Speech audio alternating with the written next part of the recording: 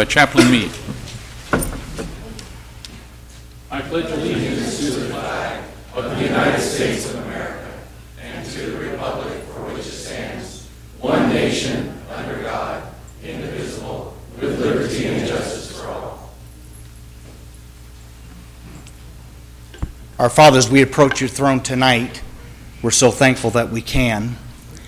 And Father, our request tonight is that you give us wisdom from our mayor on down. Father, they give them the words, Lord, as they govern our city. We ask, Lord, that you'd speak to their hearts, and Lord, that they realize that it's about our city and not us. I do pray tonight, Lord, that you be with our police that are patrolling right now. I'm asking that you protect them, get each and one of our officers home safely. I thank you for their service, and Father, I do thank you for their families. I do pray for our firemen that are on duty right now. Lord, protect them, get them home safely as well. But Father, we ask tonight as we meet that everything that we say and do tonight would be that to glorify thy name. And Father, we just seek your face tonight. We ask wisdom as we govern the city. For we do ask it in Jesus' name. Amen.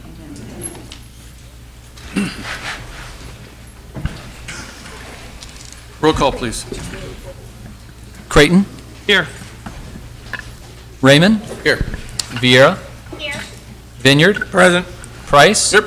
We have a quorum. Subsequent need items, there was none brought to our attention, so we move to approval of agenda as posted or as amended. Are there any items that council members seem to do for amendment or for addition, deletions? Okay. Entertain a motion. Motion approved. Second. Call for the question. Creighton? Yes. Raymond? Yes. Vieira? Yes. Vineyard? Yes. Price? Yep. Motion passes. Presentations. Monthly verbal report by Merced County District 3 Supervisor McDaniel. Darren, you're up.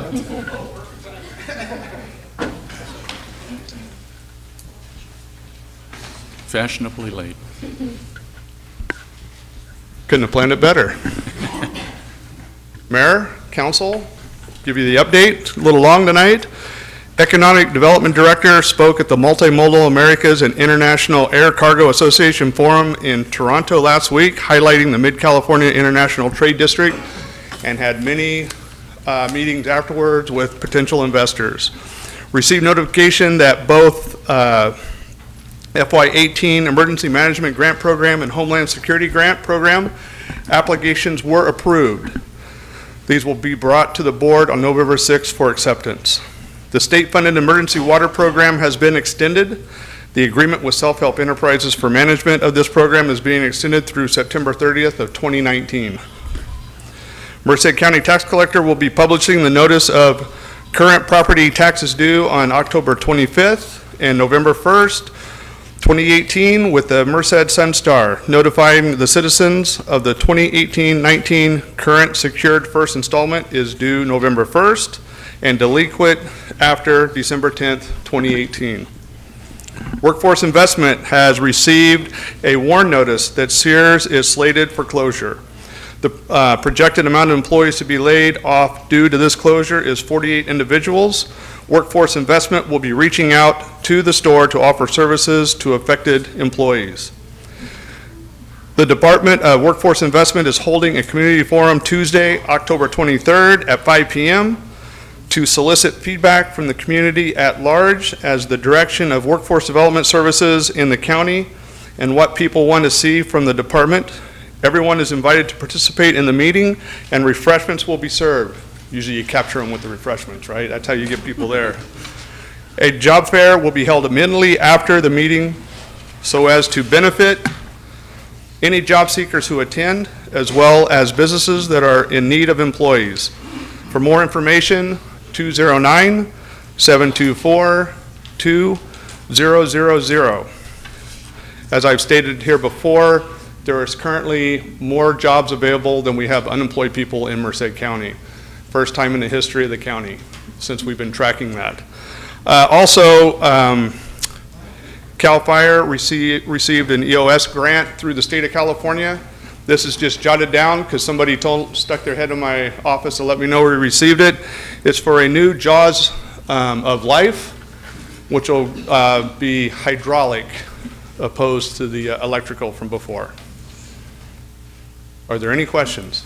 Any questions for Supervisor McDaniel?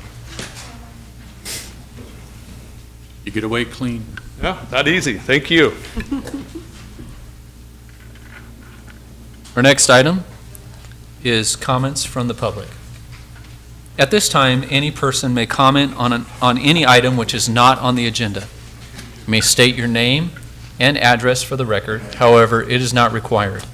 Action will not be taken on an item that is not on the agenda. If it requires action, it will be referred to staff and or placed on a future agenda. To comment on an item that is on the agenda, please wait until the item is read for consideration. Please limit comments to a maximum of 5 minutes, and also, if everybody would please silence your cell phones. Thank you.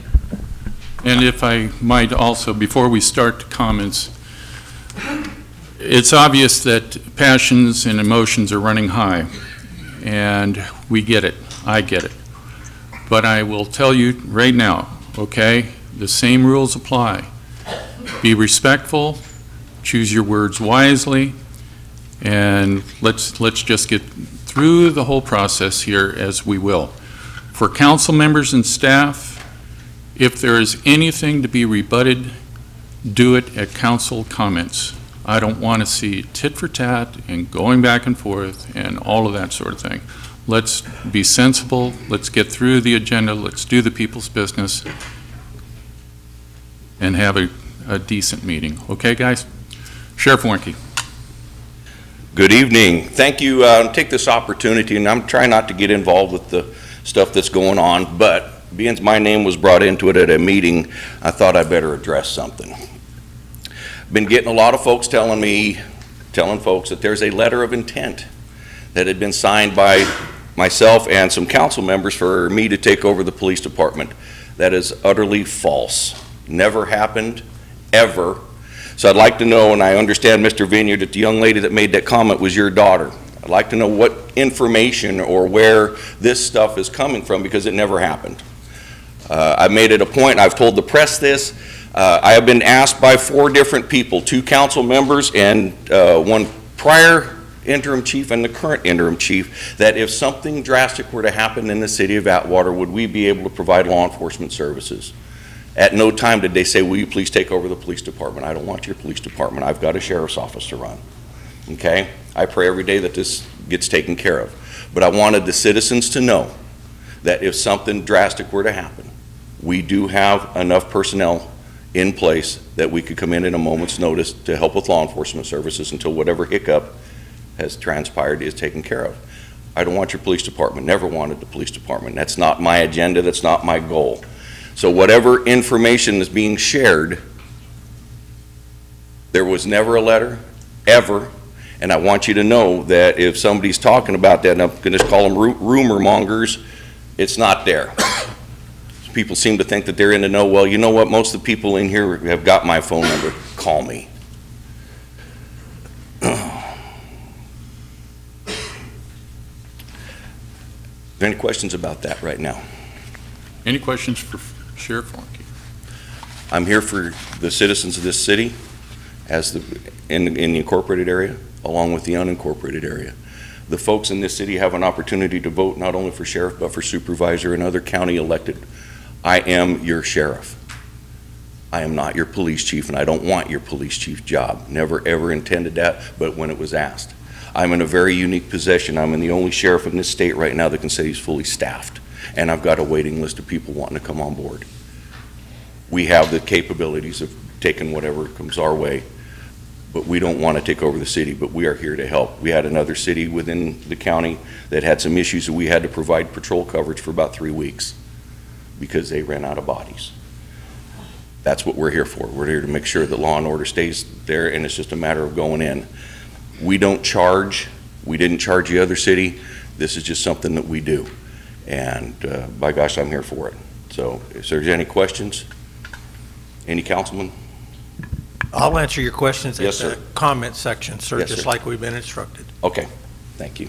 Thank you, Sheriff. You Thanks, bet. Chair.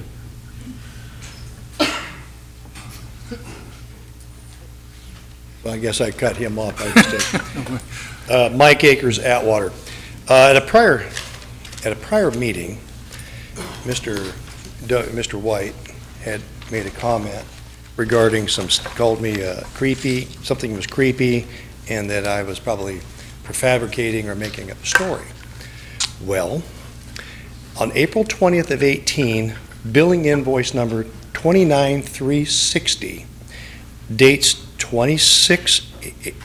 March 26th of 18, it says, confer with Doug White regarding background information with Attorney H. Scully, or whatever the name is, regarding same. Conversations with investigation firm, preparing draft engagement agreement. On March 27th of 18, extensive phone call with background investigation on telephone call with Doug White. That's part of the things that I was told it was not true.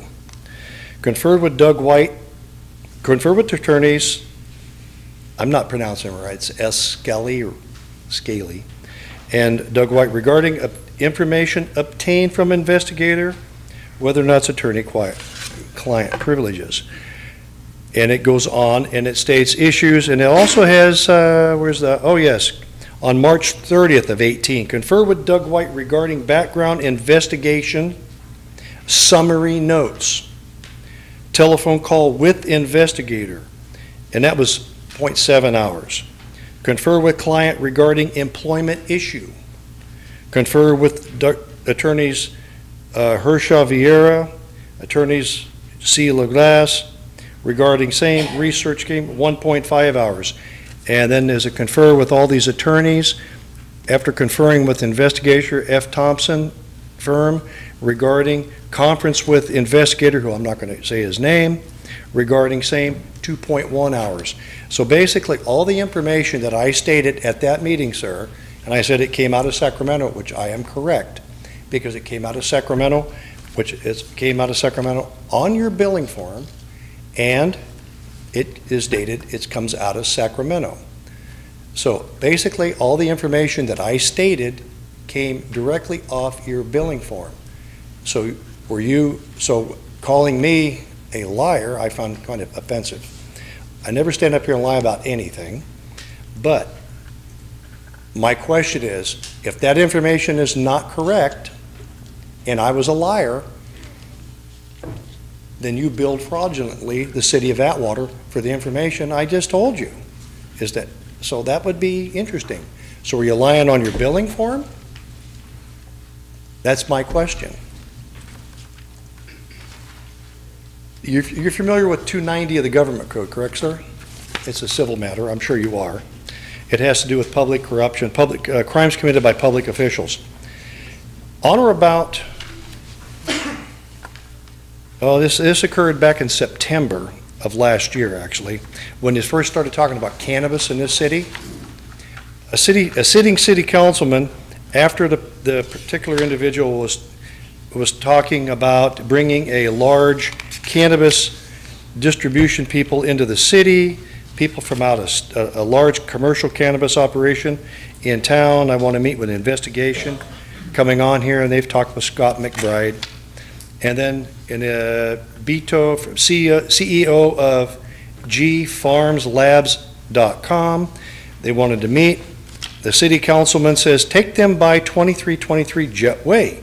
It's a new constructed 5,000 square foot warehouse with an additional 10,000 square foot additional coming in July. We will be highly secure. Property and parking on the site, B Street, and will be pulled right up to the building.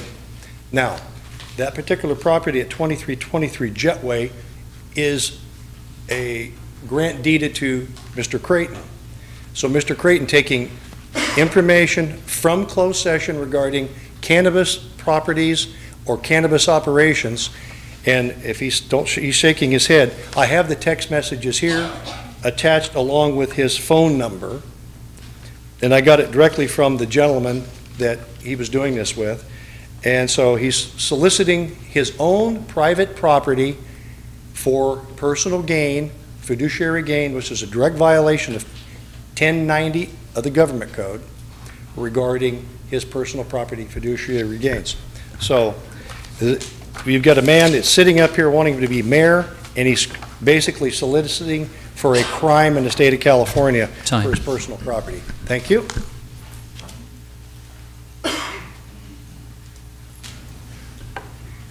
Linda Dash Atwater, Mr. Mayor, members of the council.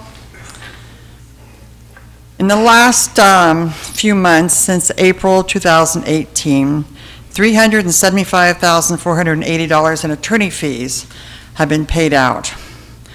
Of that, $40,508 is for cannabis, which includes my favorite, Unicorn Holistic, which this is the 6th time I have stood here and asked, what is Unicorn Holistic?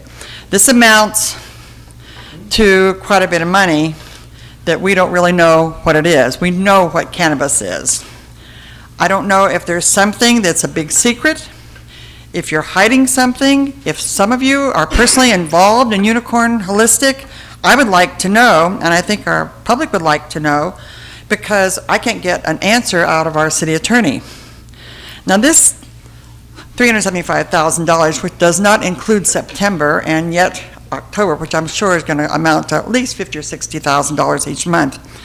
It kind of averages out to $75,000 a month that we're paying our city attorney to do little things like, the cannabis update, updating our policy manual, investigations, consulting, outsourcing, et cetera, et cetera, et cetera. The bill keeps getting higher, and I can't quite figure out why, and I was hoping that you folks would be able to tell us instead of just sitting there looking at me every council meeting. One of the large invoices that you gave the city, Mr. White, and the city paid for it, it amounted to $96,000. And in that invoice, that included the Art DeWork background investigation. Now, you say there's no report, but there's certainly summary notes. These summary notes belong to the hands of the city of Atwater, not in your office. We're all aware that you referenced an Art DeWork background summary notes. And other employees of this city, I'm just kind of wondering, I know that in those summary notes, the names of other city employees are included as names of our current city council members. So I'm just kind of wondering if you're hanging on to this report to protect certain folks that brought you here, or just kind of what's going on. Please be upfront and honest with us. How come you keep throwing all these big invoices to us? Nothing's going on, and when are you going to start, lowering your invoices to maybe average $30,000 like most other cities do? Thank you. She's been trying to come forward. Yes, she's been so patient. Oh, no, Linda, my wife will yell at me if you... Just comes up in front of her. Good evening. My name is Linda Levesque, and I reside at 2036 Cannon Presidio Court here in Atwater. I am the owner of Atwater Curves. I am excitedly here to promote our first annual Atwater Women's Day Out Expo. I'll show it to everybody behind me. That way you can be sure to come out and support. Currently I have almost 30 vendors coming already for Saturday. It's October 27th, 9 a.m. to 1 p.m. in the Atwater Curves parking lot, and I already have property management approval, all the approvals I need. I just wanted to come and promote this event and hopefully get support from the community. This Any is questions? a women's event? You can come and shop until you drop. We don't exclude anybody. Understood. Yes. I'm just going for a little levity Okay. here. That's If you wouldn't mind, could you give a copy to the recording clerk? Yes, okay. Thank you. Thank you so much. Mr. Mayor, council members, Keith Pulaski from Atwater. Over the past several months, I've read several letters to the editor, read posts on Facebook, and heard several comments which have been made. I've asked this to you before, however, I'll ask again. So everybody here has the right information, and everybody watching on TV has the right information. Most of these questions are directed to you, Mr. Mayor. You don't have to answer now. If you want to let me know if I'm right or wrong at the end of public comment, please let me know. Mr. Mayor, isn't it a fact that you only get one vote, and every council member up here only gets one vote?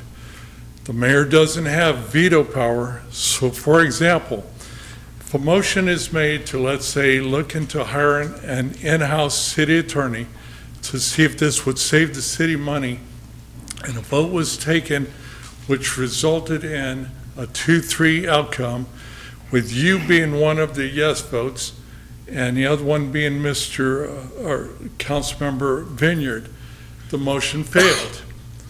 And there's nothing you could have done about it. In fact, the procedure is that discussion takes place before the motion in which you and the others can voice their opinion. Then there's a motion which is seconded, followed by a vote. The motion either passes or it doesn't by the majority. So if a motion was to hire a city attorney who, let's say, has a habit of charging cities a lot of money, or hiring a city manager who disrupts the police department and then runs and hides, or eliminating education and experience requirements to hire a city manager, and on all these, a 3-2 vote was made in which you voted no and Mr. Vineyard voted no. There's nothing you could have done about it. Now, a council member in past meetings talked about the votes which had taken place. Unlike her, I researched it. Would you be surprised if I told you from August 2017 to August 2018, 1 year, there were approximately 165 5-0, 4-0, or 4-1 votes. During this time, there were only 9 3-2 votes and 1 2-3 vote, and the 2-3 one was regarding looking into an attorney who could save us money.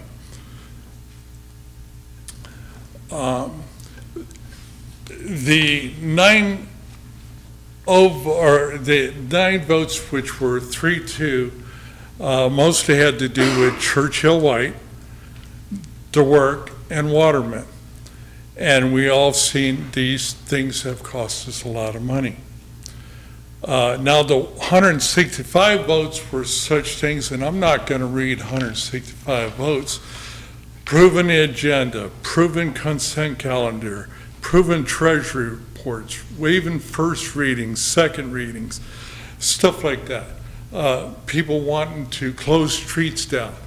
Those were all 5-0 votes, you know. So a big difference when those 5-0 votes don't cost the city people here money opposed to the 3-2 votes. Finally, I've asked this question at the last meeting, and it's for Ms. Waterman. You said in the past the city is reimbursed for several items which is charged to the city by Churchill White. Can you provide can you provide the total reimbursement the city received, which therefore reduced what he has charged the city? An example: if Mr. White charged $50,000 in 1 month, and the city was reimbursed $10,000 due to his work, then the city was only out $40,000. So I'm trying to find out what actually Mr. White's firm has charged us. Thank you.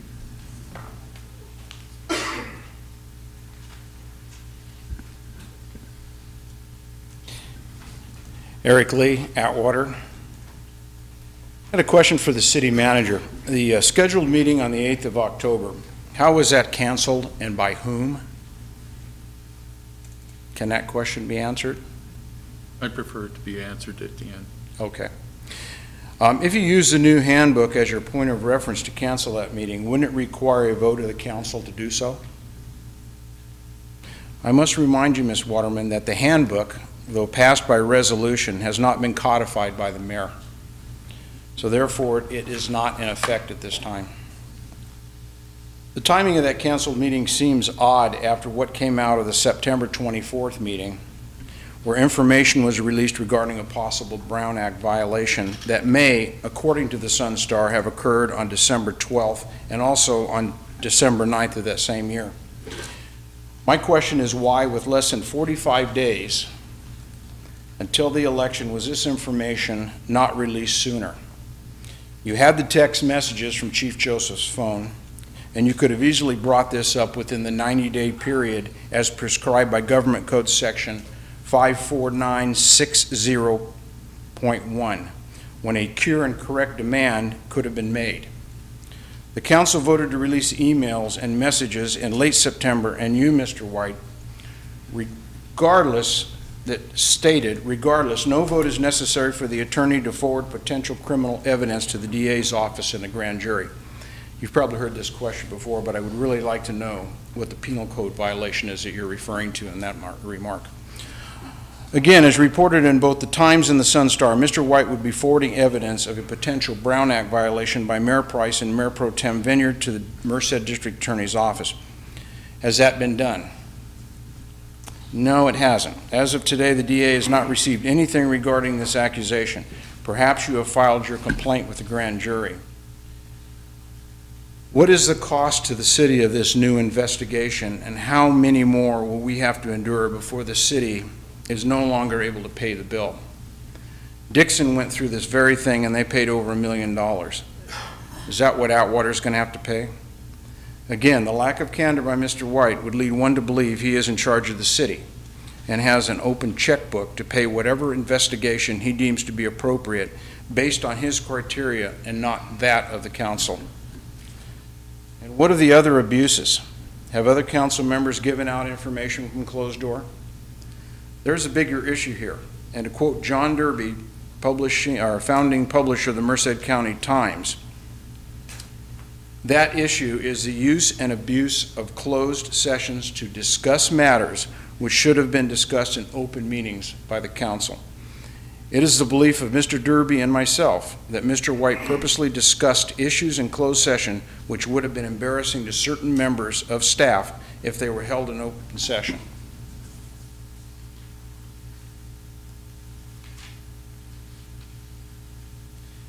I was going to quote Mr. Derby in his editorial, but I don't feel at this time that it would be germane to what the conversation I just gave you. So thank you.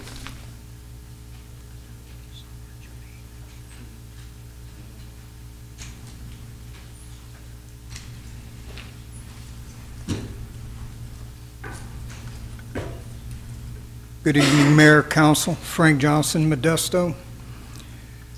First, I'd like to compliment Ms. Waterman on her decision to fire Joseph. This was long overdue, a no-brainer.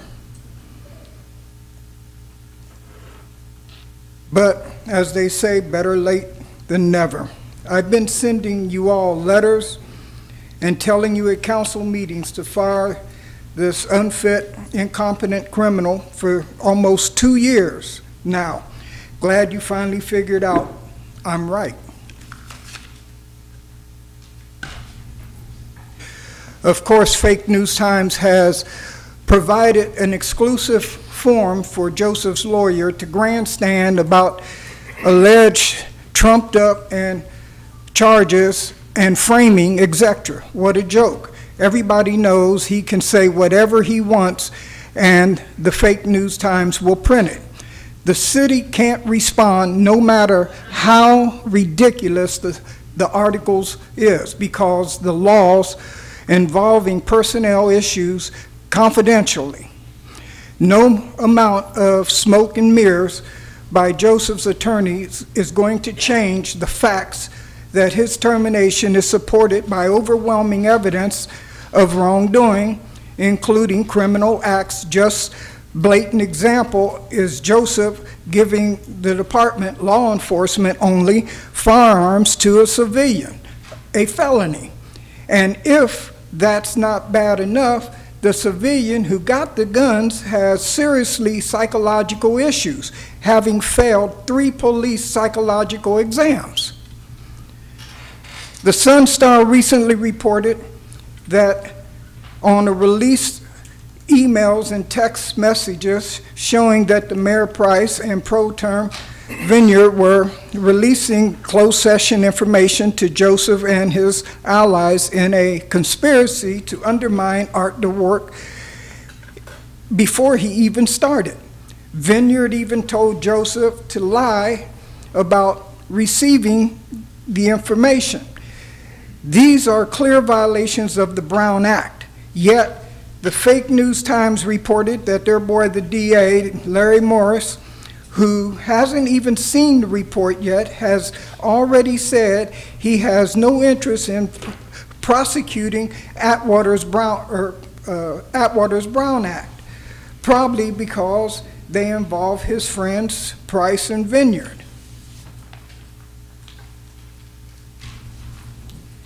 Just like Morris blew off the mayor's shooting spree at the airport when Price almost killed an innocent bystander. Lame duck Morris is more interested in sexual assaulting and harassing his female employees than in the administrative affairs and impartial justice. He also likes to hold drunken sortie parties at his house at the coast with Joseph and other political allies. Fortunately, the voters have spoken and handed corrupt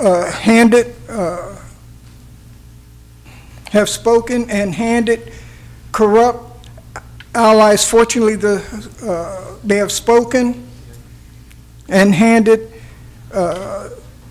Morris their posterior. A new district attorney will be sworn in January. I'm sure she will be reviewing the mayor's shooting, Joseph's criminal acts, including the felony firearm violations, as well as the boatload of additional corrupt criminal matters currently under investigation in Atwater. Also, again, I call Hernandez to release his DD-214 to prove his military service and character of his discharge. He has refused and will only say he was discharged. In the Times article, he claimed one tour in Vietnam, and that at the last council meeting he claimed 2 tours. Was he ever in Vietnam at all? Was he court-martialed? Mr. Johnson, what does any of that have to do with city business? You're taking a personal attack now on Mr. Hernandez over his military career. It is not germane to city business. He brought it up to the city. Well, it's not germane to the city business. It is my right to speak during public comment. It is your right to speak, but I will not allow for you to continually go after Mr. Hernandez on his military service, nor would I have him going after yours. So I would ask. He can go after mine. I don't have a problem. Okay. Well, perhaps not, but. But if the man blatantly lied to the you don't know whether he has or he hasn't. Mr. Johnson, I'm speaking on the fact that he made a comment that went out to the public. He's also running for a position. Mr. Johnson, you and have the public 15 seconds has a right left. to know. They're yours to use as you wish. You have 15 seconds. To do what? Whatever you wish. No, I want my full time. That would be your full time, sir. Yeah. Yes. I'll allow you 30 seconds longer. It was my understanding you were at 15 seconds when you started the conversation.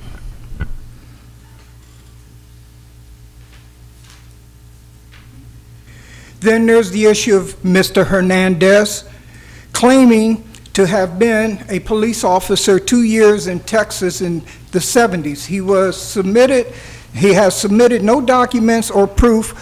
Mr. Johnson, Yes. again, there is no reason to be going after Mr. Hernandez for any of this. It has nothing to do with the business of the city of Okay, Atwater. I'll go with, then there is the charge that Hernandez made racial comments in the workplace. Now, that's what public needs to know. And I have a right to say that. And you have. So is my time up? Yes. I'm not talking to you. You have 5 seconds more, sir. Here, let me reset it. Your time has expired, Mr. Johnson. I just want you to know I'm protesting this interruption. Duly noted. Yeah. Violated my rights. First Amendment. Duly noted. Is there anyone else wishing to speak at public comment?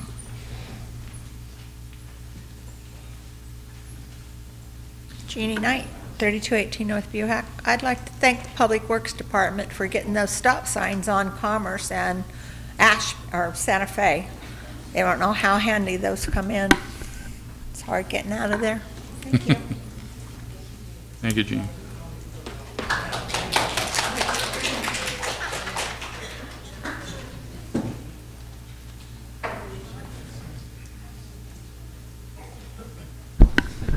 Good evening, Mayor, members of the council. I'm here tonight to put some politics aside, and it's coming to the season that Thanksgiving's coming around and Christmas is coming around, and we dig into our pockets to help out some of those that are less fortunate than some of us or others. So it's our annual Fire for Kids tri-tip dinner.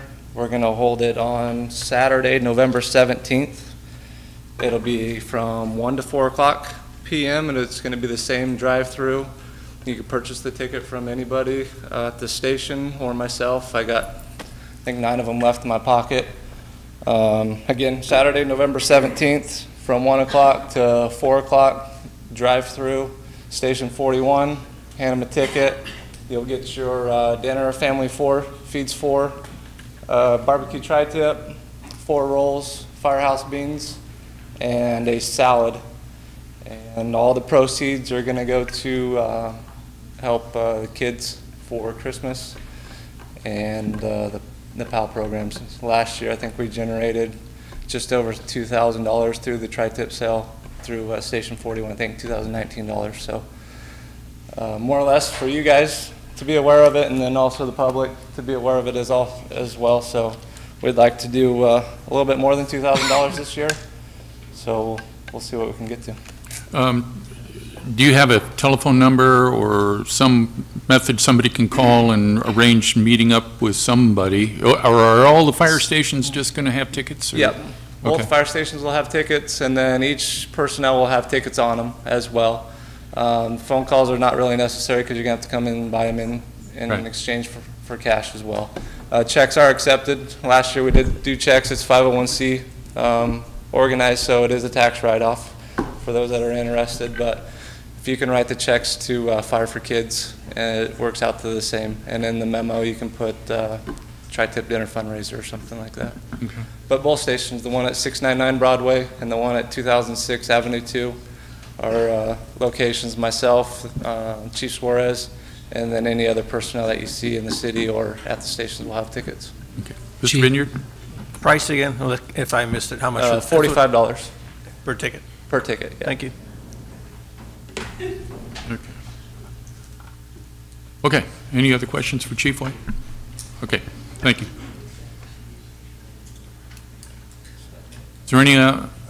Is there anyone else in the audience wishing to speak at public comment? Kyle? Good evening. Kyle Loretta with Republic Services Allied Waste. Just want to report that last weekend we did hold our fall cleanup. We don't have all the numbers in yet because of all the various vendors, but we took in electronics, metal, tires, mattresses, green waste. Our trucks hauled over 56 tons of trash from the event.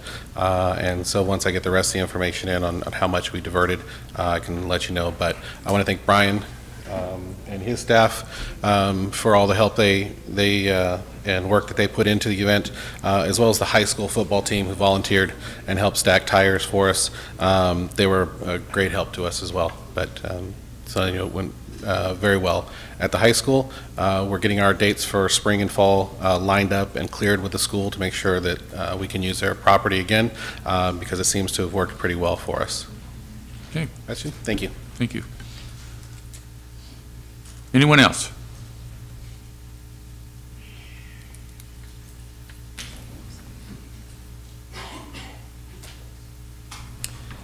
Hello, my name is Danny Ambriz, 1629 Dolores Street. Please forgive me. I am an IT person, so my conversations are normally, hello IT, have you tried turning it off and on again? So I'm going to stutter a little bit here. I'd like just to start off my time by saying a few thank yous. First, I'd like to say thank you to the Yosemite Church and the City of Atwater for their partnership in hosting a movie night in the park back on September 29th. Events like this mean a lot to our families who may not be able to afford a night out at the movie theater. I'd like to think that this event was a success. I personally saw a huge crowd there that night and hope to see more events like this in Atwater's future. I also want to thank the Atwater Chamber of Commerce as long with the City of Atwater for hosting National Coffee with the Cop Day. Events like this give our community members an opportunity to meet our officers in a positive atmosphere. Maybe I can propose a similar event to take place in our local school districts. This way our children can meet our officers in a positive light instead of the negative one that is being shown on social media as well as the other news outlets. While I'm talking about police officers, I would also like to say thank you for the hard work that you do in our communities. I spoke to a friendly resident over on Fur Avenue who was proud to talk about the crime rate and gang activity on her street decreasing. I also want to bring up these items at this time as residents forget about the positive things that happen in our city. We tend to spend a lot of our time talking down one another as well as talking about the negatives. Those items are important. I don't want our city to get lost in translation. Also, I'm going to leave with this.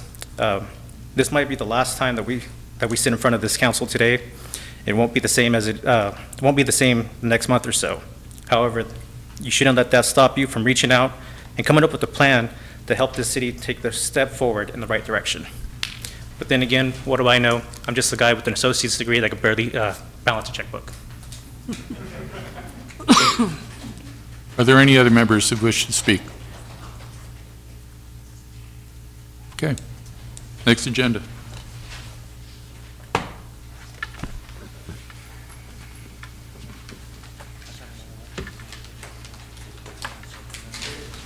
Yes, Mr. White. Before we move on, can I at least address the summary notes, because I don't want to leave that.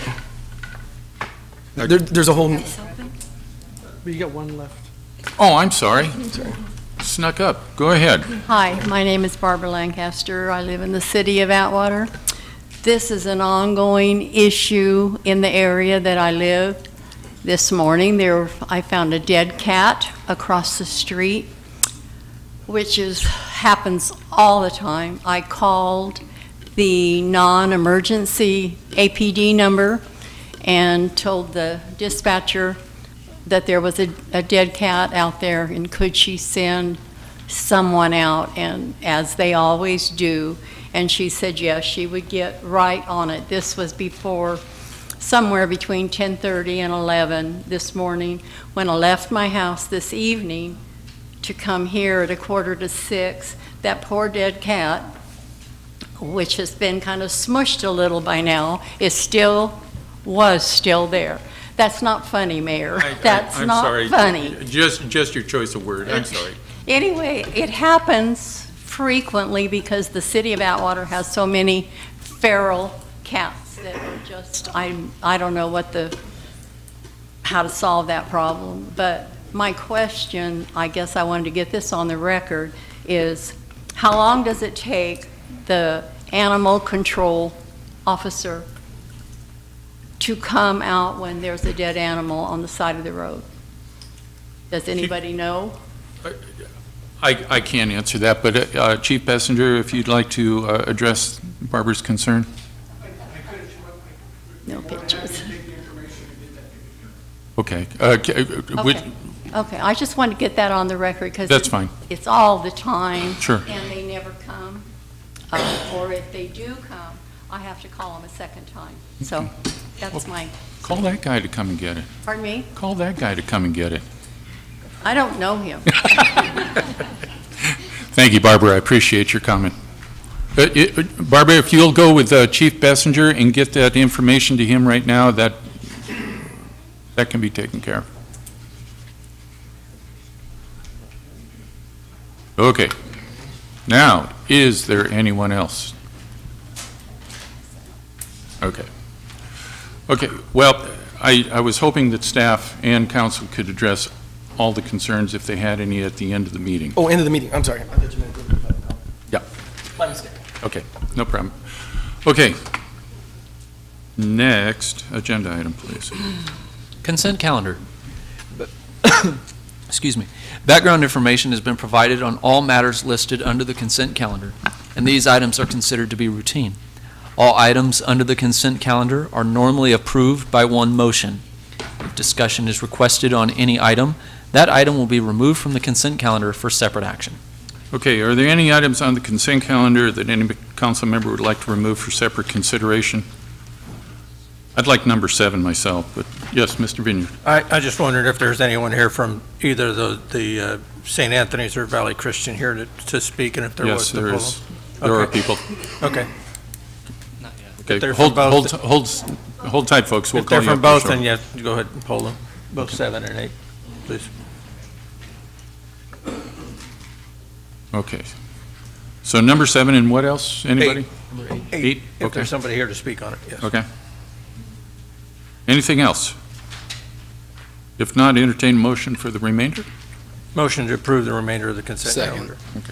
Call for the question. Oh, I'm sorry. Is there any members of the audience that would like to remove any item on the consent calendar for separate consideration? Okay. Call for the question. We have a motion, and Mr. Raymond is the second. I have it. All right. Mr. Vineyard? Yes. Vieira? Yes. Creighton? Yes. Raymond? Yes. Price? Yes. Motion passes. Item number 7, request from St. Anthony Immaculate Conception Church for assistance with annual procession. Okay. Are there people here for the St. Anthony? Okay. Now's your time to come forward.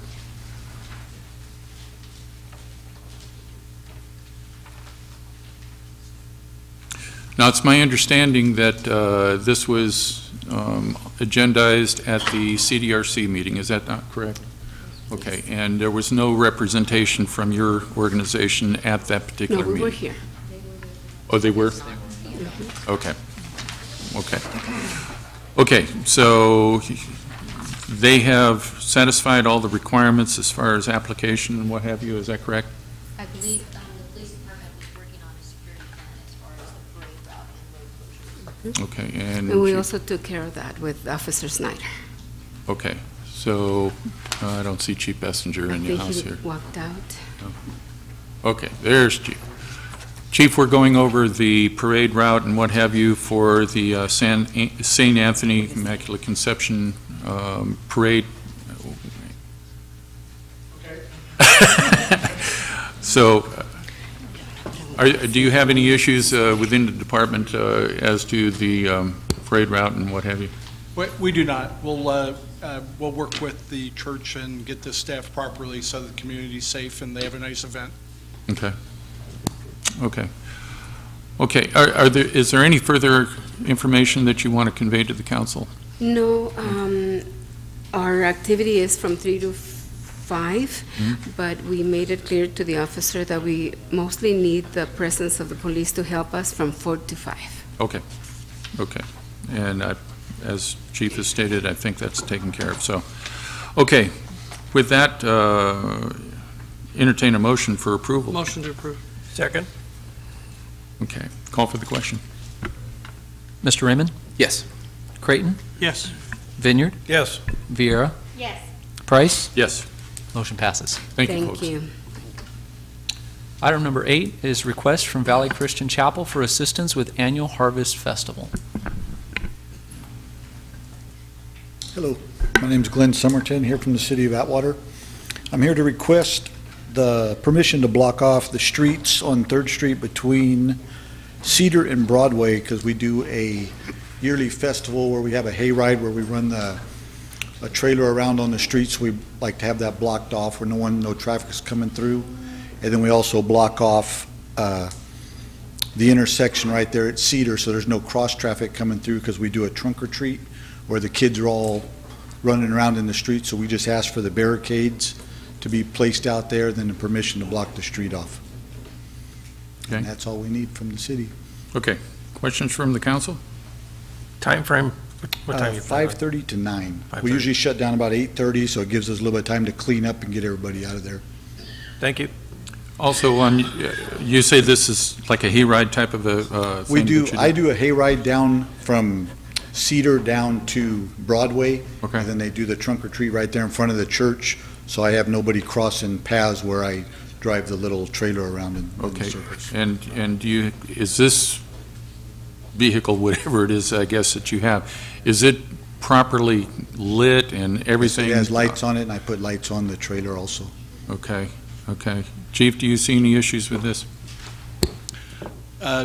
Not specifically, but with the 99 closure, we're going to have more surface street traffic, so we'll just have to make sure that it's blocked off properly, and people are going to have to be vigilant for people who aren't familiar with our roadways getting into our city. Right.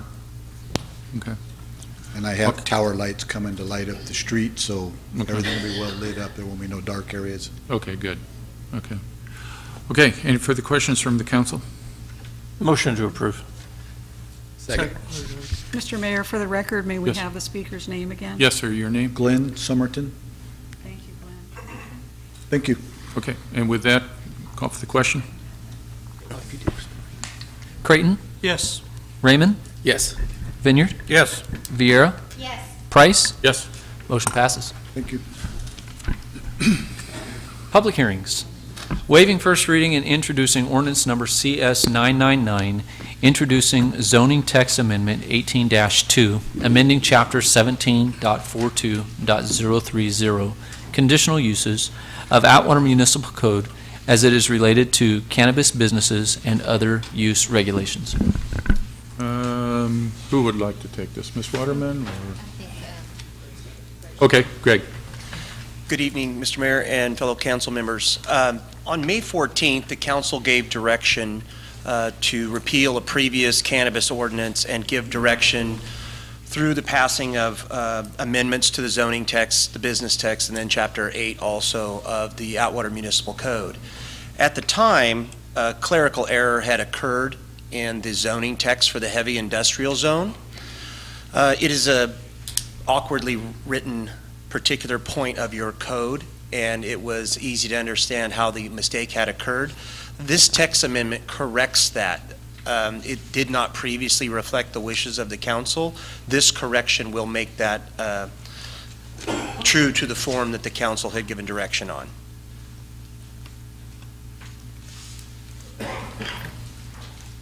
Okay.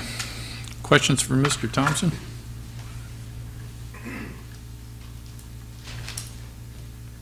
It don't work. I get it. Yeah. Here, you want me to push my button? Yeah, I every get light. you. Go ahead. So the track changes that are highlighted, that's Correct. what we, okay. Let's please. So just really quick, I don't want to interrupt you, but just a real quick snippet about what the correction, the nature of the correction was. The way the text is currently written is normally in a zoning district definition, it gives you what you can do, what you can't do, what you can do by conditional use permit.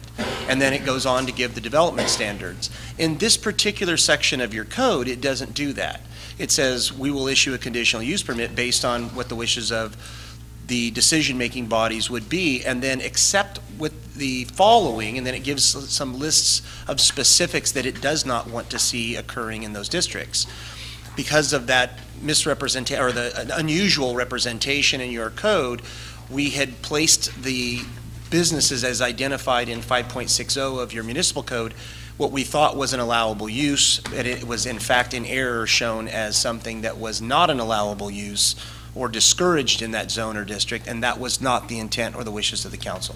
Sorry for the interruption. So you're taking out in the code where it goes 1 through 11, and then L, we struck out that last part.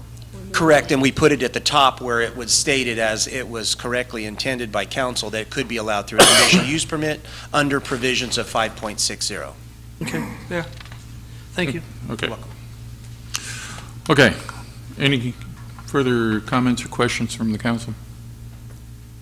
Okay, this is a public hearing, so we'll open this up to the public.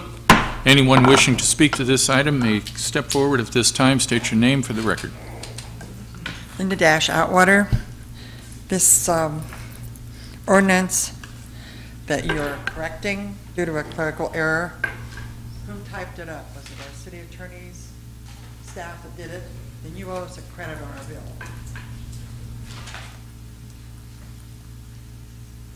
Anyone else? Okay, seeing nobody else, close the public hearing. Bring it back to the council. What's your wishes? Motion to approve. Is there a second? I'll second. Yep. Call for the question. Ms. Vieira? Yes. Vineyard? No. Creighton? Yes. Raymond? Yes. Price? No. Motion passes. Our next item is waiving the reading and introducing ordinance number CS 1000, approving zoning text amendment 18-1, amending chapter 17.40.020 and chapter 17.42.020 of Atwater Municipal Code regarding emergency shelters. Greg? Good evening again, Mr. Mayor and council members. The housing element for the city of Atwater was passed on May 22nd, 2017. Provided for in provisions of Senate Bill 2 at the state level was the requirement that all cities and municipalities that have the ability to update their housing element, and they're required to do that on a regular basis, provide for emergency shelters as an allowable use in the light industrial and heavy industrial zones or designated areas within the city. This zoning ordinance text amendment brings us into compliance with that portion of SB 2. It was also identified in letters that we have received, which I think might be a part of your package, as from Housing and Community Development for the state of California, to help bring us into compliance with our housing element. This zoning ordinance text amendment as written will bring us into compliance with that portion of HCD's concerns. Question on this, the emergency shelters. Are these emergency shelters primarily for homeless? Correct. And the funding comes by way of? The shelters as they are identified in this particular zoning ordinance text amendment are not a mandatory requirement that they build. What it is it is a provision within the zoning as it's defined in our municipal code that they're an allowable use that would not require a special use permit. They're not mandatory, and nor could we require a landowner to, in other words, we can't hold a gun to a landowner's head and make them provide emergency shelter, but we have to make it an allowable use under our zoning ordinance.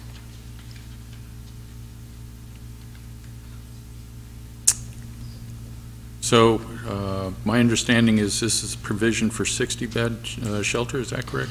What we have done in the zoning text is we have provided for what is allowable under Senate Bill 2. So the guidelines that you see here are provisions that were written right into that Senate bill. What would constitute an emergency? Well, I think I would defer to Mr. White on this, but I believe what they're referring to as an emergency is the emergency state of the homeless in the state of California, and not necessarily a natural disaster. We're not talking about a hurricane or a tornado or rainstorms or anything like that. What they're talking about, and in understanding some of the provisions of Senate Bill 2, is that California currently is responsible or is accountable to 12. It's right there in I, if you look at their under length of stay, no longer than 6 months. Yeah. So the emergency state that they're referring to is that although we have 12% of the population in the United States, we have 26% of the homeless in the state of California. I believe that's the emergency state that they're referring to. Okay, so it's not an emergency. For example, it's real cold.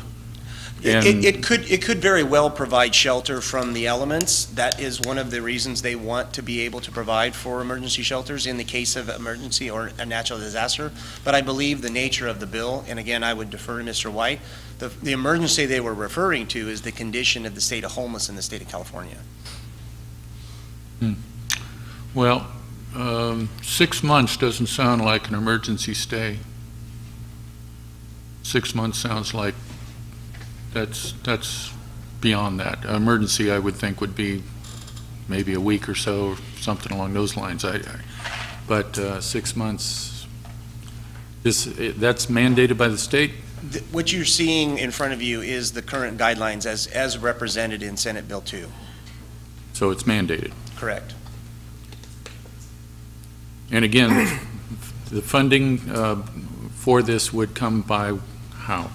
Well, I don't think the city is obligated to any specific funding on this. It would be voluntary on the part of the landowner that would have or own property within either of the represented zones.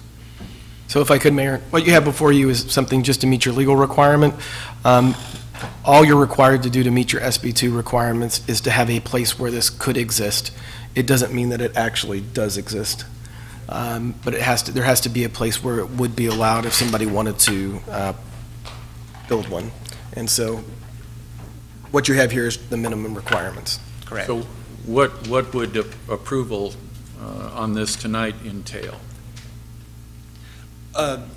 It's an allowable use in the Yeah, zone. you'll be Should a landowner want to build, you would be it amending your allowed. zoning text for those particular sections under that Chapter 17 to meet the mandate of Senate Bill 2.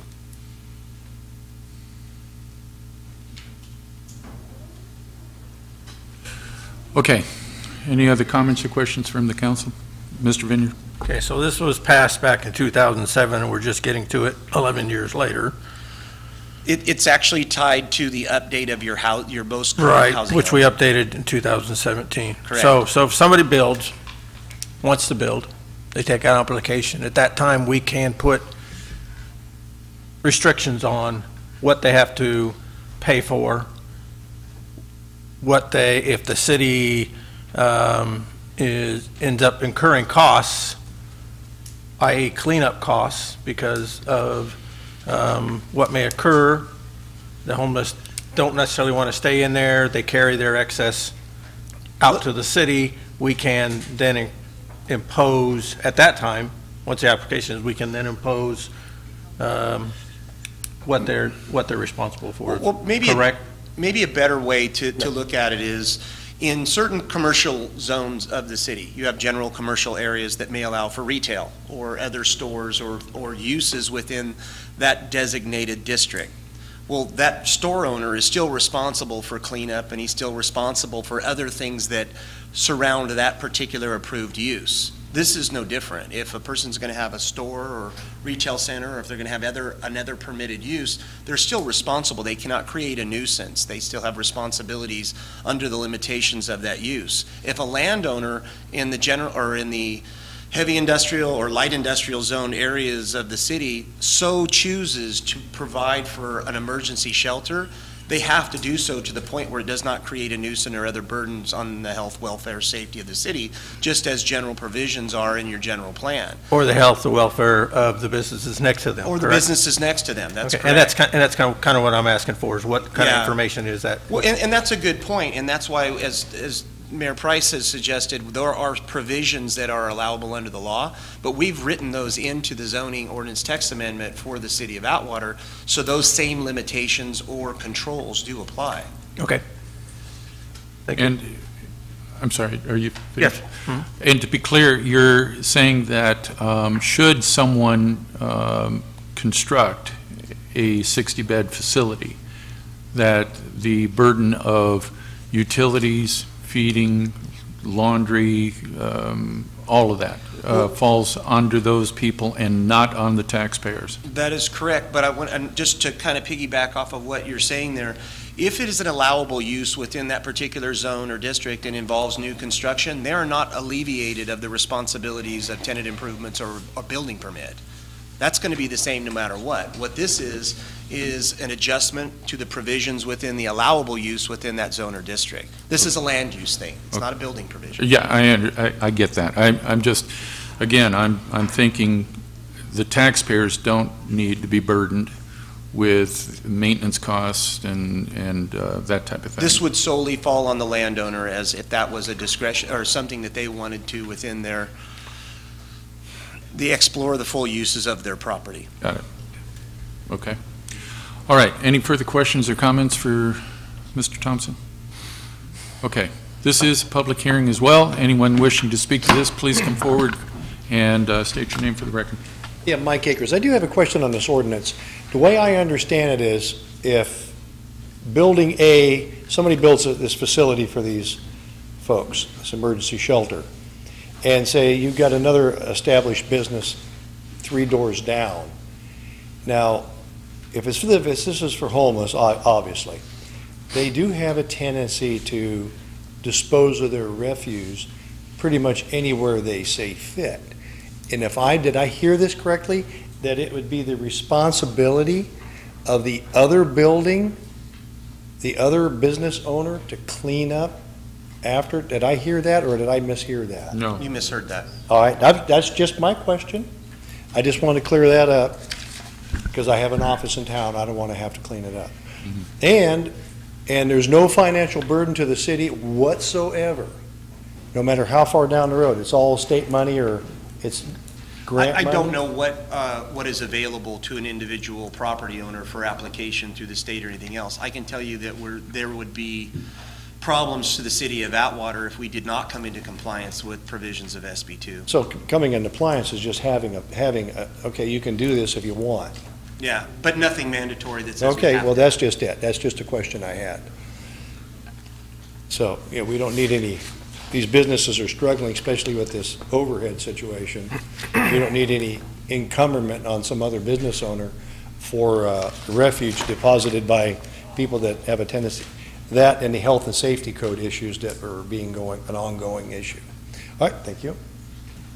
Okay. Are there any other members of the audience that wish to address this item? Okay. We'll close the public hearing, bring it back to the council.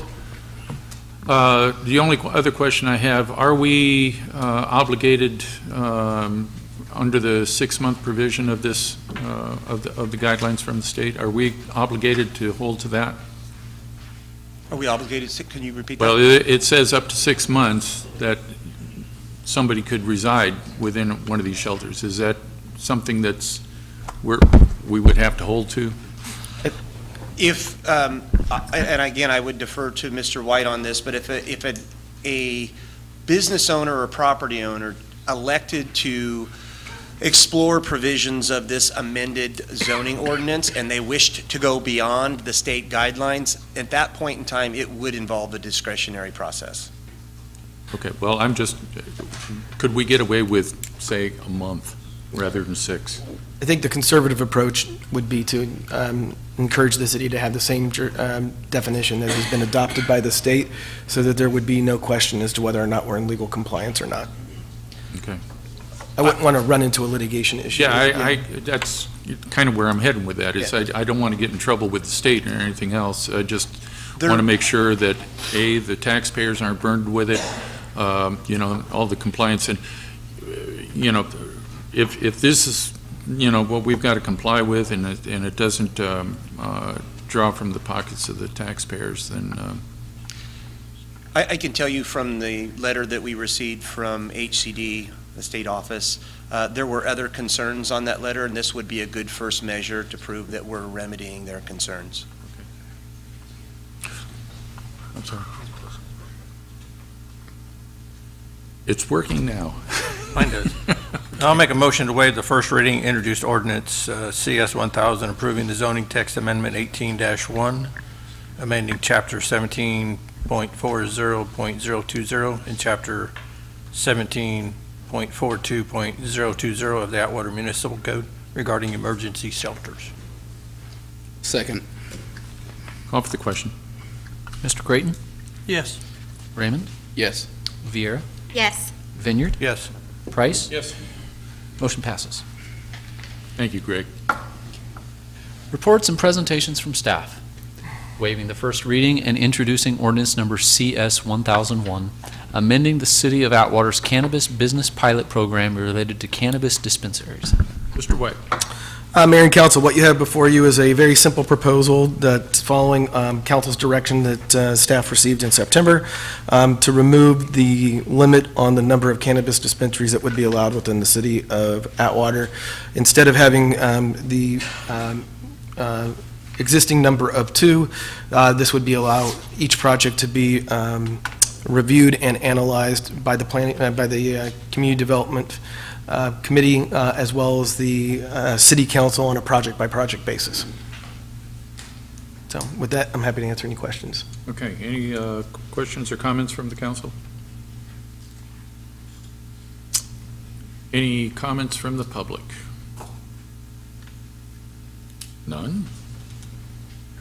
Amazing. Well, as I've stated, I think 2 would be sufficient. That's been overridden.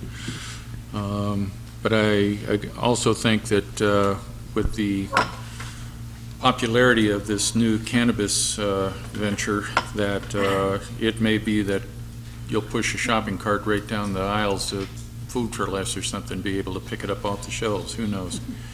But in any case, entertain a motion. Motion to approve.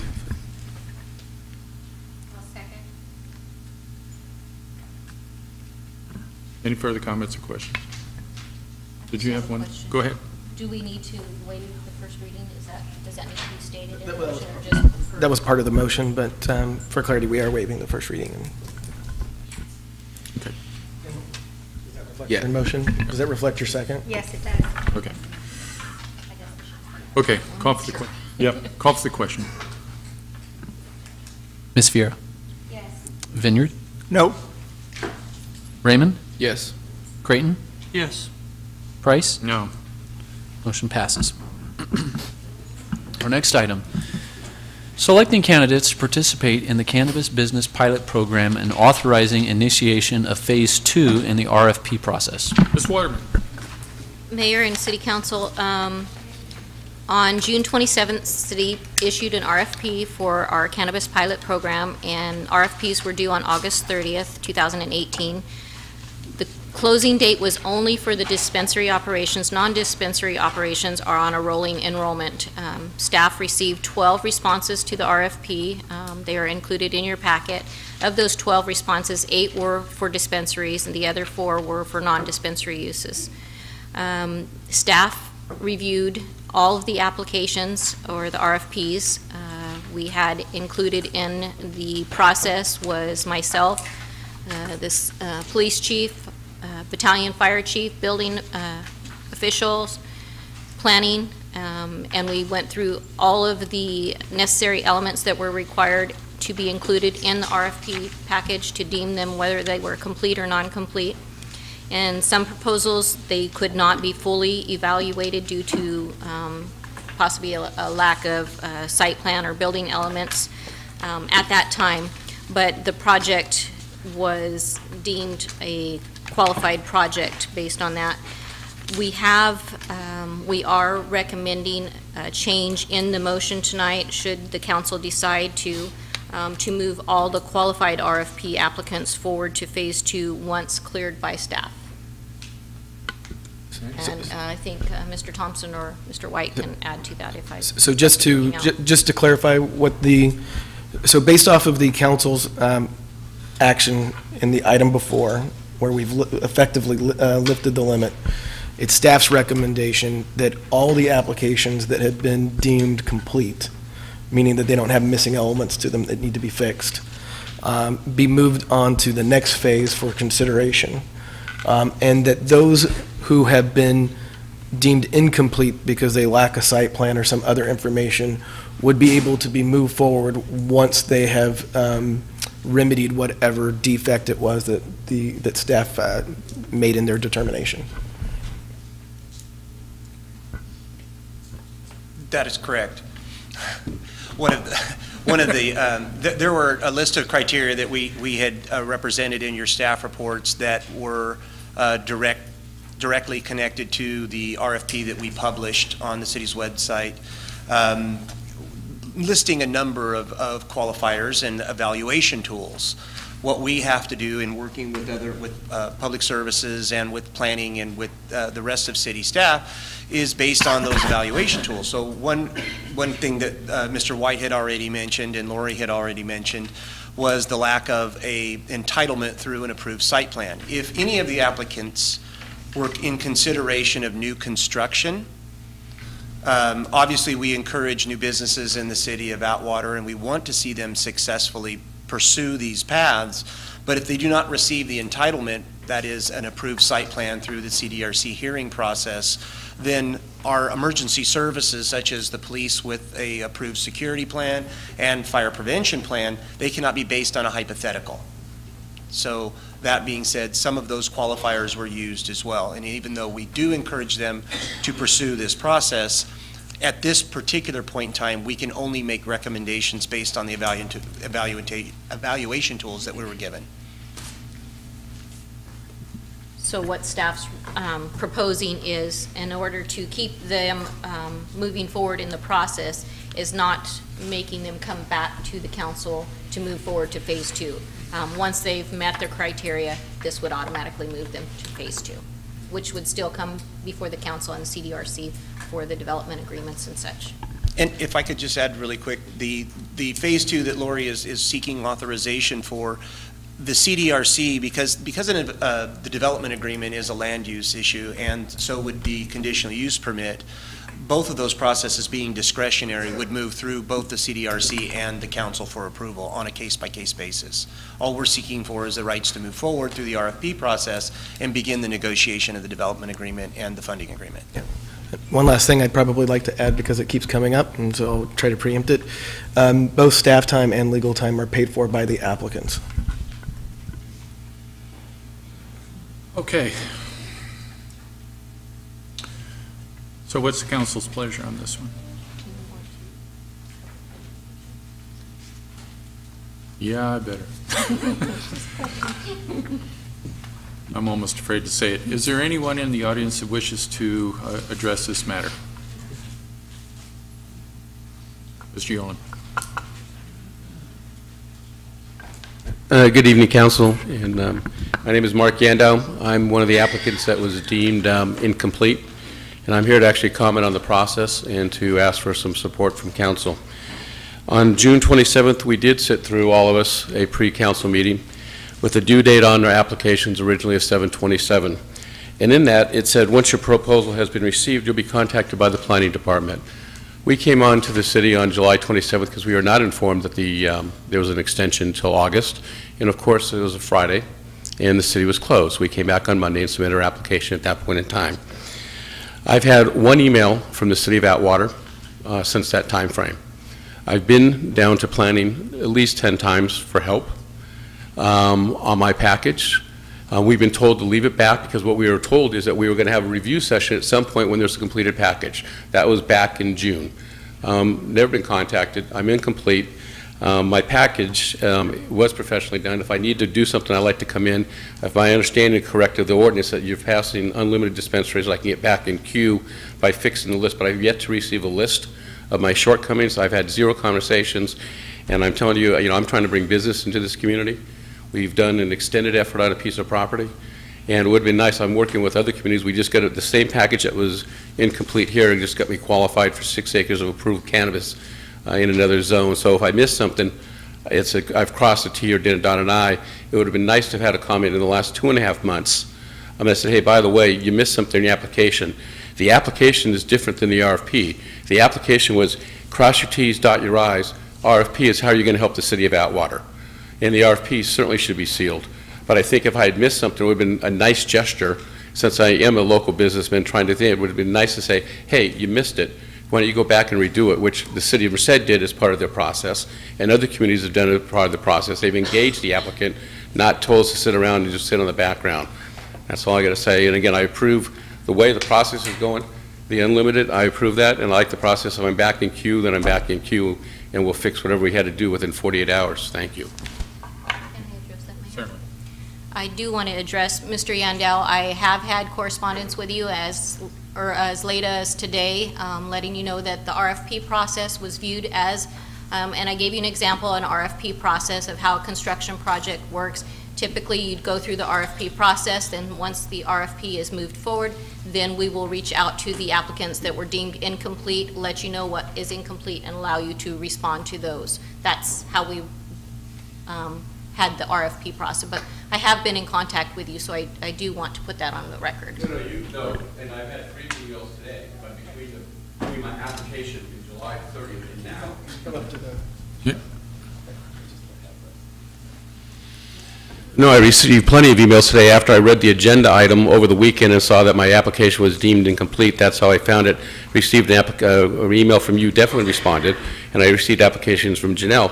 What I haven't received responses to, I sent an email on July 25th, a letter relative to one of the tax rebate program plans in the city of Atwater that stipulates if you are in one of these zones that are underutilized and you bring in revenue to the city, then it looks like there's a 50% credit on the sales tax rebate. Sent a letter to the city of Atwater to say, hey, if that's the case, I think a lot of these dispensaries are going to fall under it.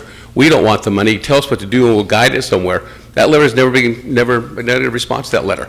That's a big deal. On $1 million in income, 10% on sales tax, that's $100 grand. That's $50,000 rebate back to the applicants if that's the case. If you don't want that, put it in the development agreement. But it would be at least professional to respond to the email that said, hey, we understand this. Because there were gaps in my thing. Like we said, what do we want to do with that in terms of, donating that money back to the public? That was never addressed. Yeah, so I definitely got communication this week, but I've got a total of 0 emails between April and now, other than today. Thank you. Just so everybody's clear, under what staff's proposing, he would be able to move forward to phase 2. Once he's issued. Okay. Did he be identified? And you have, did you? Doug, can I make a comment really quick? Just a quick clarification and the distinguishment between a proposal and an application. At this point in time, what we have solicited are proposals from potential applicants, and these are not considered applications.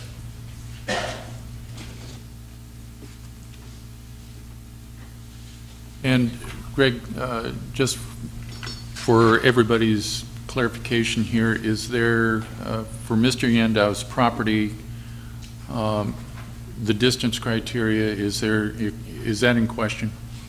Well, each application, as they become in front of the CDRC and the council, will have to be judged on their merits, including geographical constraints, which we did identify in the staff report. But there are other application criteria that we have to consider as well. And currently, because this one particular proposal, not application, but proposal, was in consideration of new construction, we again could not base a fire prevention plan or a security plan on a hypothetical building envelope. If he will seek his site plan approval, which we would happily process an application for him, consideration for his site plan could be given to CDRC, and then the police department and the fire department have something to sink their teeth into. Okay, well, I'm just concerned with the where his proposed site is and the location of his school. One of the things that I want to make sure that we're clear on, when the staff, including emergency services, the general services manager and the city manager, we also have to consider the cumulative effect of other applications that are going on that may or may not be available to all applicants in their understanding of what we have going on as a city to process. So how well these businesses accumulate together, we have to do that as a consideration, and then we as staff have the obligation to report that to you and the council. Yeah, if I could also, when each of when they get to the application phase and they're before the CDRC, there will be a noticing provision that goes on that would provide for the community to provide input. In some cities, we've had some located in closer proximity than would otherwise be allowed by the state, because those businesses have had good relationships with the school and worked with the school, and the school's been supportive. In other ones, that's been a disqualifying factor, even if it was further out than would otherwise be allowed. So I think asset to the direction that we've been given is that each case will be evaluated on its own merits and with community input. Okay. Correct. Yes, the CDRC and ultimately the council will have the ultimate discretion of what they want to, what you want in the city. Okay. Okay. Thanks, Mark. Okay, so, council, what's your pleasure?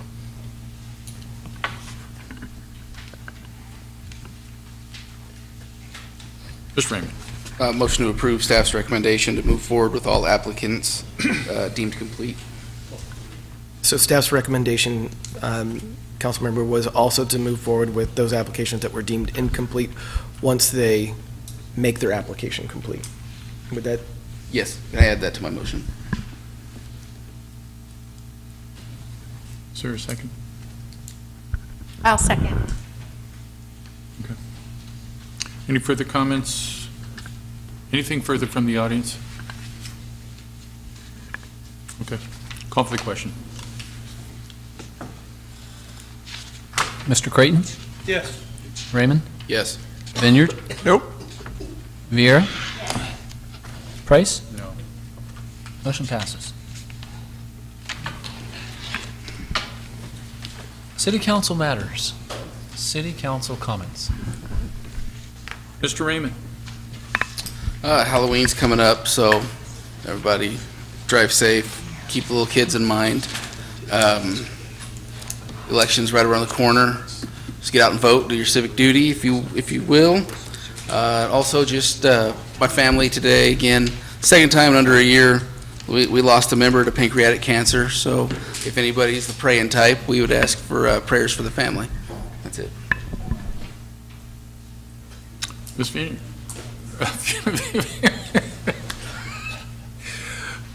This is Vieira.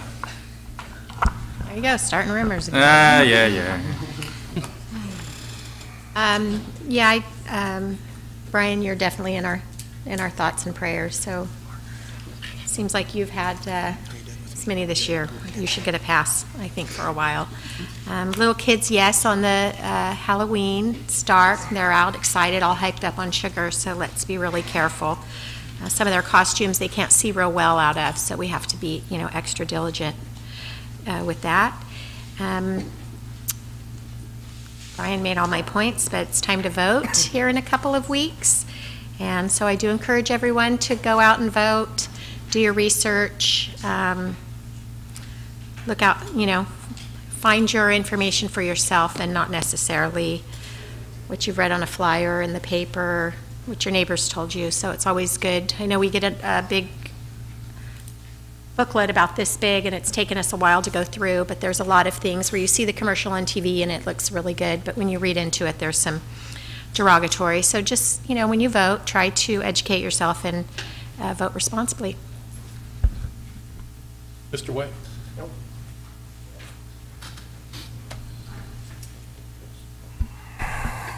So, Mayor, I think a couple of things come up during public comment that I want to address, because sometimes I think when people take billings and they start throwing out dates and they'll read a couple of words, confer with an attorney, which is to talk to an attorney, it gives the illusion that the story that they're telling is in fact true. What I can tell you is that the representation by Mr. Akers is absolutely and completely utterly false. It is the stuff of fiction laid over my billing entries. He's taken my billing entries and he's put a story to me talking to another attorney or having a conference on there. I will tell you what we're talking about. We, as I told you, we had to switch over the engagement of the investigator from Tom Terpstra's office to our office. We had to evaluate the impact of certain employment issues that were not related to any kind of background check. And in addition to that, we had to go over with the investigator, the people, where they were at in the status of the investigation, and who had been investigated, including folks who have been reporting on the newspaper who have never disclosed that they asked to be included in conversations with the investigator with no firsthand knowledge. So if you want to understand why we were talking for so long, it was to deal with these issues and to understand the impact of them. So taking my billing entries and overlaying a fictitious story on them does not make them true. And for Mr. Lee, it's Government Code Section 54959 and Penal Code Section 19. Thanks. Mr. Green. Thank you, Mr. Mayor. Again, reiterate, don't forget to get out and vote. It's your civic duty and your right. Met today with Caltrans out there on the Applegate overpass. The guys are working hard. They're working 24 hours a day out there, and it looks like it may come in ahead of schedule, so hopefully our overpass opens up here real soon. They're doing everything they can. The repair work looks good, so cross your fingers. Hopefully a few more days, not weeks, and that'll be open up, and that'll relieve everybody here. And also Halloween, watch out for little kids. We're not moving the time back before Halloween, but still be cognate and watch out for the little ones, and have a great Halloween. Thank you. Mr. Vineyard. One of the things I had was the Applegate overpass update. I was going to ask for that, so thank you. If we can keep abreast on that, keep the public abreast on that, I'd greatly appreciate it. Another thing, I know I've asked about the gas station on First Street, and both Ms. Waterman and Mr. Peretta have informed me, but we need to inform the public and keep them informed. It is an eyesore. It needs to get torn down before, obvious, and everybody knows, before somebody gets hurt in there. So if we can get an update, continued update on that, if we have anything else, I'd appreciate that and get that out to the public. I do want to thank the Republic and Mr. Shaw for the cleanup day. I didn't get out there, unfortunately. Some things happened at the house with our remodel, so I wasn't able to get out there.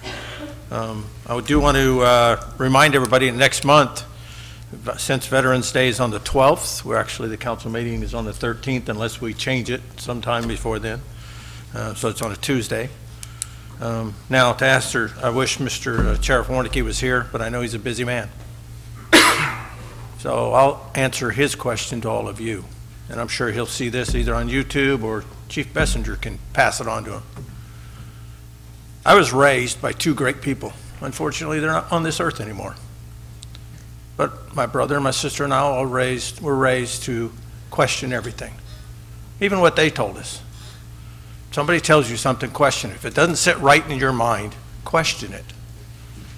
My wife and I passed that on to two extremely intelligent young ladies. And that's what they do. If they hear something in the public, which my daughter did, and for some reason on social media, Facebook, I don't know, somehow the mayor and I changed positions because it was Vice Mayor Jim Price's daughter that got up and spoke, which is kind of strange. I didn't know I became the mayor. Maybe that's why I shaved my head. But somehow she got up and spoke rather than my daughter. It was my daughter that spoke. She didn't ask my permission. She didn't come to me and say, "Daddy, can I?" We didn't raise our daughters for permission to speak when they have a question. We raised them to go ask. She did. She came and asked me about it. I said, "I don't have a clue what you're asking, what you're talking about. If you want to go, come ask." That's how they were raised. They're very intelligent. Where'd you hear it? People are talking about it out in town. Come ask. So she did, on her own. They don't come to me and ask me to rescue them when they get in trouble. They don't come and hide behind mama's tail and ask for mama's protection. They are adults. So if the sheriff is a little perturbed because his name got thrown out there, I'm sorry, Sheriff. My daughter has a right to ask questions. She's a citizen. If she hears something that doesn't sit right with her, she was raised to ask questions. I would hope everyone raises their kids that way. That's what we're here for, right? When we don't see something right, we ask questions. That's how answers get answered. That's how democracy works. We don't just take everybody's word for it. If we do, we just should be a bunch of sheep and just put out in the field. So I'm a little perturbed that Facebook, one of your officers, Chief, put on Facebook insinuating I put my daughter up to it. I don't appreciate that from my understanding, and I don't know for a fact maybe he was on duty. Did that violate the handbook? I don't know. That's something you should look at. And I won't smear his name here, but I'll talk to you in person and tell you who it was. But it's ridiculous. So you're going to blame me for my daughter being outspoken. That's like blaming Miss Vieira because her son's outspoken. Or Mr. Price, or Mr. Creighton, or Mr. Raymond, because their kids speak up. Because we raise our kids to think for themselves.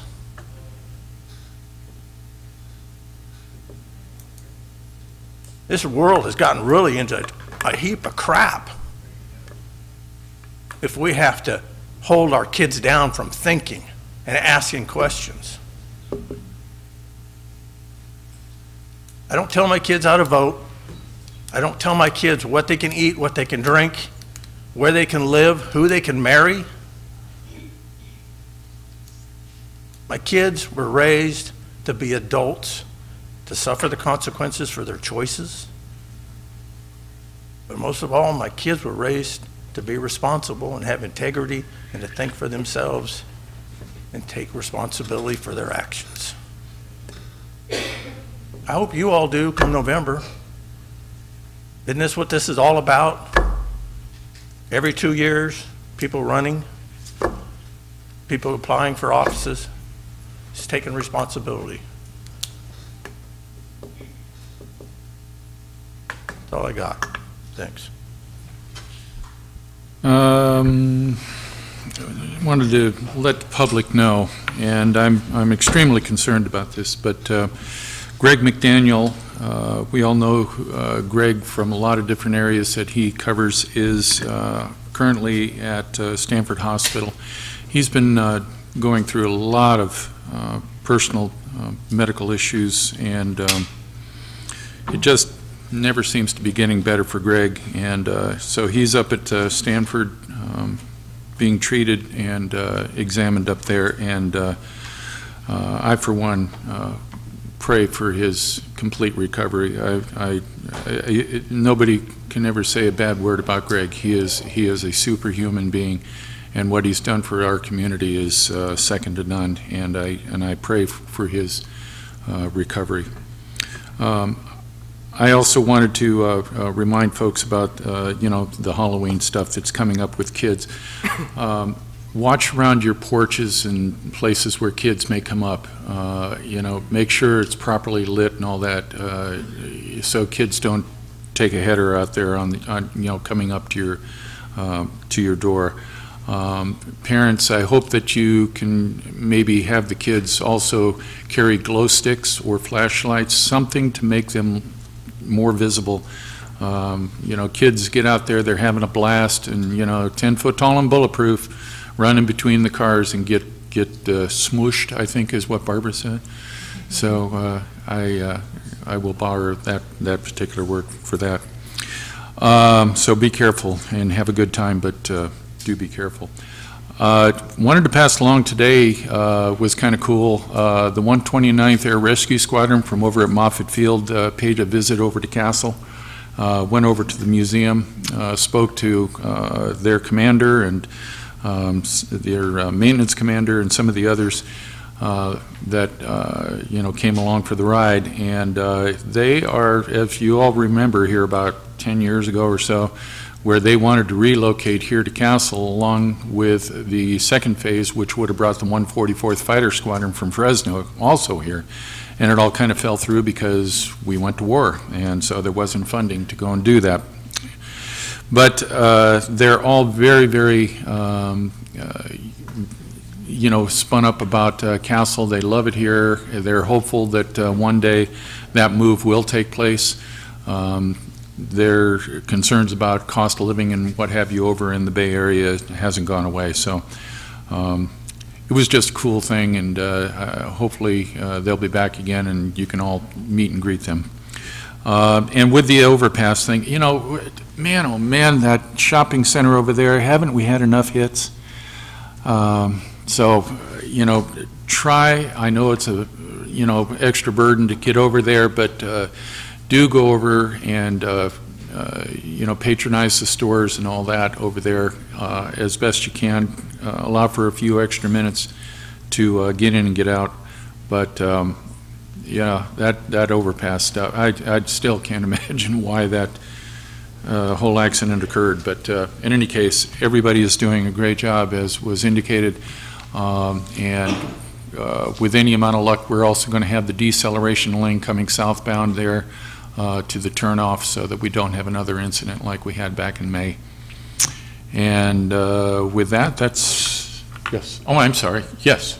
Go ahead, Mark. I was going to have Mark give us an update on the gas station on Broadway for Mayor Pro Tem.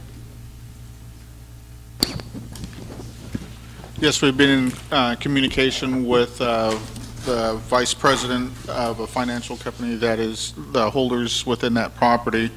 They have contacted a contractor. They have secured a contractor, and we're hoping to get it closed out and starting cleanup within this next week to 10 days or so.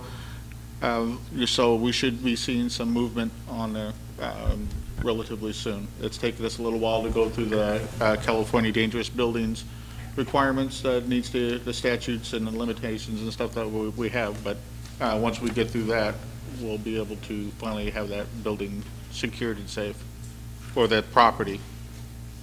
Thank you. And Mark, just one other thing on that. Once all that has been demolished and removed, have you had any indicators from the property owner that they want to extend the car lot that is across the alleyway there? They haven't mentioned anything to me on that. Okay.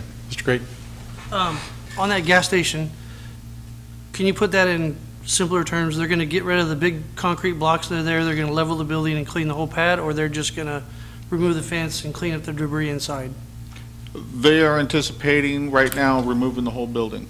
And those big concrete blocks that have been there for years? Yes, those the whole are. site will get. Yeah, those are actually what used to keep the gas tanks in check underneath the ground. They're standoffs on there that they put in to keep for seismic thrusting and stuff like that. So that's what those are. They're supposed to clean up the whole site at that particular time. Great. Thank you. Thank you, Mayor. I'm sorry. Yep, go ahead, Lori. I have some responses to public comment. So Linda asked regarding Unicorn Holistic. That is was a company that was involved initially on the first process for the cannabis. That was a coding error. It will be corrected. Unicorn Holistic is not a current one, but it was getting coded on the city's side in error, not anything by that. So we'll correct that coding, so you'll see that reflected. It is cannabis related, but not to Unicorn Holistic. Initially on it may have been, but not the continued. It was just initially. And then on Eric Lee, I wanted to answer your question on the meeting that was canceled for the October 8th meeting. I canceled that meeting because there was a lack of action items for the agenda and a cost savings effort. As we've been all up here, staff time, legal time, there were no action items. There were non-urgent items that needed to become. Mayor Pro Tem did submit some discussion items after it was already decided to cancel the meeting, which I discussed with the council and the mayor. That was if there was no urgent action items that needed to be discussed, then that meeting would be canceled. Then I did want to just read an update just on the Caltrans.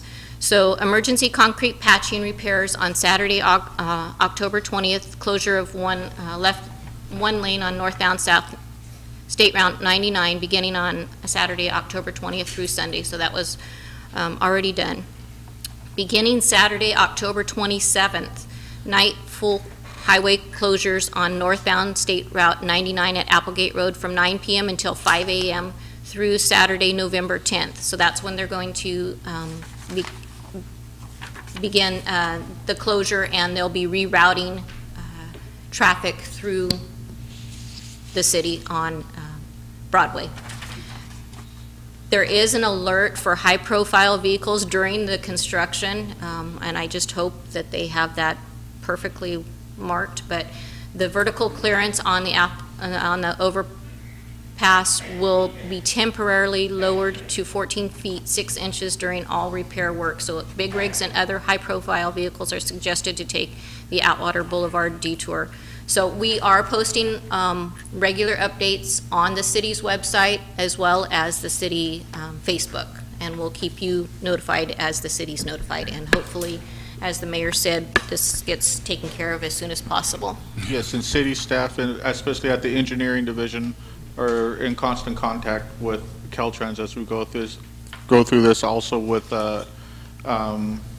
interim public works director Brian Shaw. He's also a tip of the spear on this too. As we get into any new information, then we relay it to city manager, and she filters it out as we go through. Okay, good. Okay. With that, okay. Everybody, thank you so much for coming here tonight. Thank you at home for watching. God bless you all. Drive safely. This meeting is adjourned.